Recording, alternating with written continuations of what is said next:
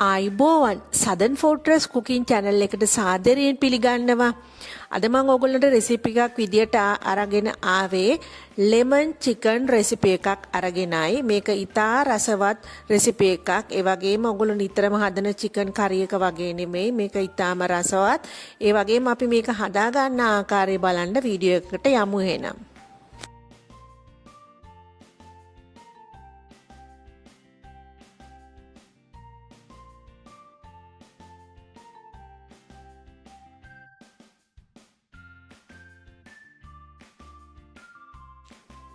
මම මෙතන අරගෙන තියෙනවා chicken legs 5ක් විතර.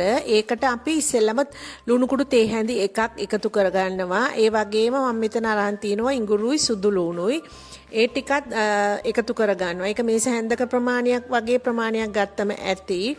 ඒ වගේම මම මෙතනට ගම්මිරිස් ටිකක්කුත් අරගෙන ගම්මිරිස් ටිකක් වැඩිපුර දාන්න. මොකද අපි මේක ටිකක් කහ පාට ගතියට ගන්න නිසා අපිට ටිකක් සැරට කන්න ඕන නිසා ගම්මිරිස් හැඳි තේ හැඳි දෙකමාරක් වගේ ප්‍රමාණයක් එකතු කරගන්න. ඒ වගේම මම මෙතන අරන් තියෙනවා දෙහි යුෂ. දෙහි යුෂ නැත්තම් ලෙමන් යුෂ නැත්තම් දෙහි යුෂ. ඒ දෙකෙන් එකක් තමයි මේගොල්ලෝ භාවිතා කරන්න ඕන. ඒ වගේම යෝගට් කප් එකකින් මම තේ හැඳි 2-3ක් විතර එකතු කරගන්නවා. මේ යෝගට් කප් එක ඉතුරු ටික අරන් තියාගන්න. ඊට පස්සේ අපි මේක හදා ගන්න වෙලාවට මේ යෝගට් ටික නැවත උමුණා වෙනවා. දැන් මේ සියලු ද්‍රව්‍ය දාලා ඉවරුණයින් පස්සේ ඊට පස්සේ ඔයගොල්ලෝ අතින් මේක හොඳට මස් කෑලි වල මේ තවරන්න ඕනේ. එහෙම තවරලා ඉවරලා පැය භාගයක් විතර මේක ෆ්‍රිජ් එකේ හරි නිකන් එළිය වුණත් කමන්නේ හොඳට වහලා තියන්න ඕනේ. මේකට ඒ කියන්නේ මේකට ලුණු ඇඹුල් ඒව මේව උරා ගන්නා තේ. ඊට පස්සේ තමයි අපි මේක කරි එක හදාගන්න යන්නේ.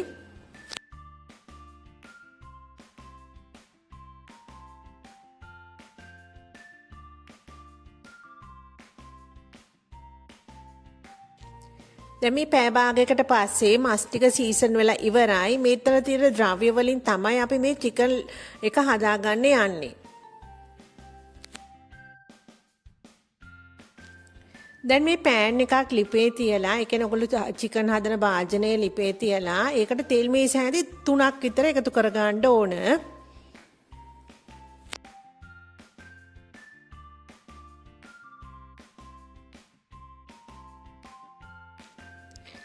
දැන් තෙල් ටික රත් වේගෙන එන වෙලාවේ මම මේකට එකතු කරගන්නවා කුරුඳු පොතු කෑල්ලක්, ඒ වගේම එන්සල් කරාබු නැටි ටික.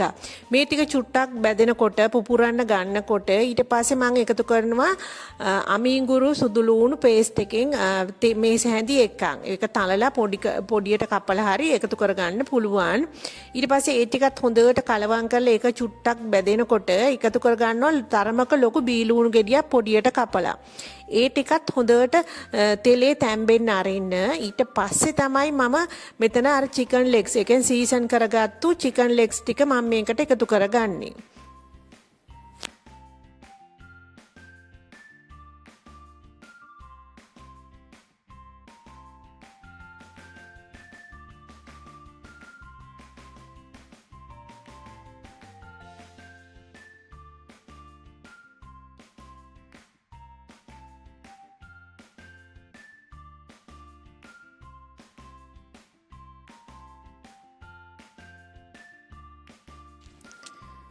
දැන් මේ ටික බැදීගෙන එනකොට ඊට පස්සේ එකතු කරගන්නවා අර චිකන් ටික. චිකන් ටිකක් දාලා ඊට පස්සේ පොඩ්ඩක් මේක කලවම් කරලා පියනෙන් වහලා විනාඩි 10ක් විතර මේක උයා ගන්න ඕනේ. විනාඩි 10ක් විතර උයනකොට මේ චිකන් කෑලි වල අර රන්වන් පාට ගතියේ පොඩි බැදීමක් සිද්ධ වෙනවා.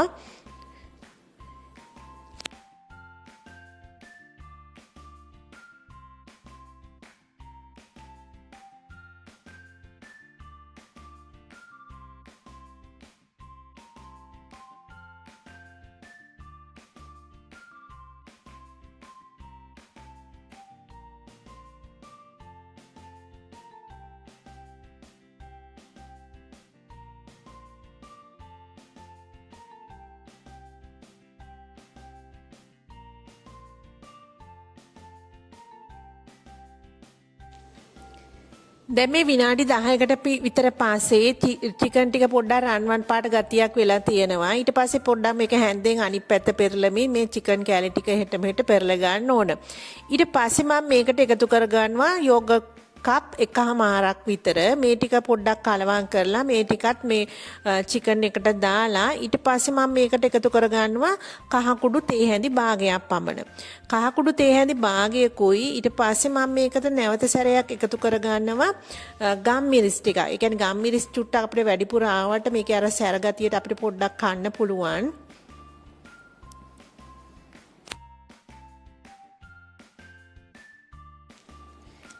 ඊට පස්සේ මම මේකට ලුණු තේ හැඳි එකක් නැවත සැරයක් එකතු කර ගන්නවා. ලුණු ටිකක් මදි නම් ඔයගොල්ලෝ නැවත ලුණු එකතු කර ගන්න.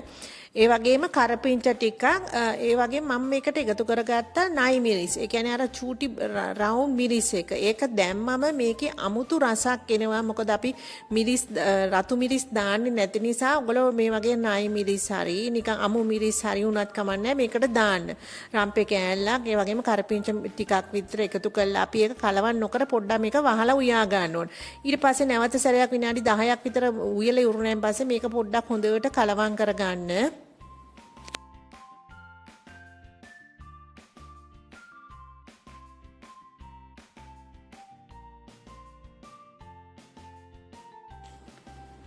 ඔගොල්ලට හොදි ගතියට කණ්ඩ ඕන නම් මේ අවස්ථාවේදී උනත් මේක ලිපෙන් අයින් කරගන්න පුළුවන්. තව චුට්ටක් මම මේක හිඳ ගන්නවා.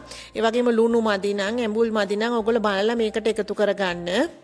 ඒ වගේම ඔගොල්ලෝ මගේ වීඩියෝ වලට කැමති නම් මාව subscribe කරන්න.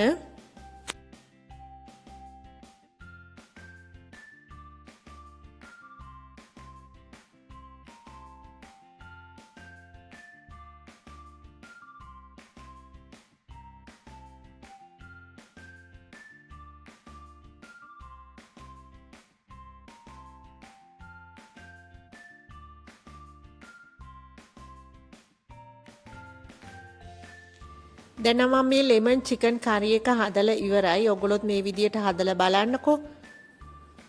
එහෙනම් ඔබ සැමට සුබ දවසක්.